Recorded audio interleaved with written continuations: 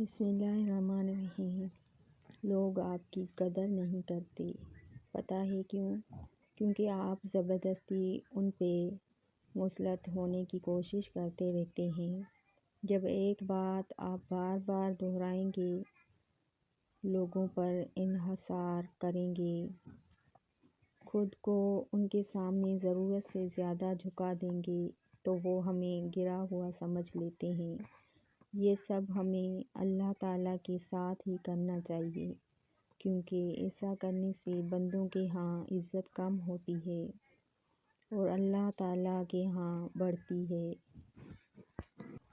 آزمائش ایمان کا حصہ ہے اور جس کا ایمان جتنا مضبوط ہوتا ہے نا، اتنی سخت آزمائش ہوتی ہے، لیکن آزمائش اللہ سے اور قریب کر دیتی ہے اور اسے سزا سمجھنا یا مایوس ہونا انسان کو اللہ سے دور کر دیتا ہے۔ اس لیے کبھی آزمائش کو سزا مت سمجھا کریں، اللہ سے اس پر ثابت قدمی کی دعا مانگا کریں۔ یقین کریں وہ آپ سے اتنی محبت کرتا ہے کہ دنیا کی ہر فانی شے آپ سے دور کر کے آپ کو اپنے قریب کرنا چاہتا ہے۔ بے شک اللہ کا ذکر روح تک میں سکون بھر دیتا ہے۔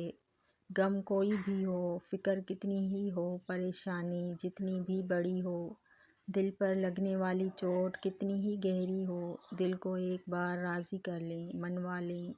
وہ اللہ ہے نا، میرا اللہ، منصف، رحیم، مالک، حاکم، میرا سب کچھ۔ دل پر سکون ہو جاتا ہے اور حل اس قدر جلدی نکل آتے ہیں کہ گمان بھی ناممکن ہے۔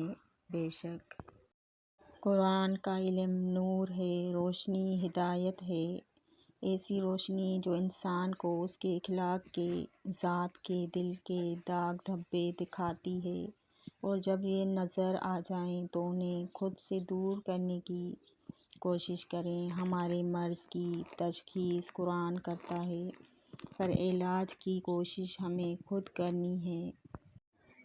دنیا ساتھ چھوڑ دیتی ہے، دنیا بے سہارا کر دیتی ہے، دنیا غم نہیں بانٹ سکتی، دنیا دیر تک ساتھ نہیں چل سکتی۔ آپ اللہ سے کتنے بھی دور چلے جائیں، آخر میں جب آپ اکیلے رہ جائیں گے تب بھی آپ کے ساتھ صرف آپ کا اللہ ہوگا، جو آپ کو شہ-رگ سے زیادہ قریب ملے گا۔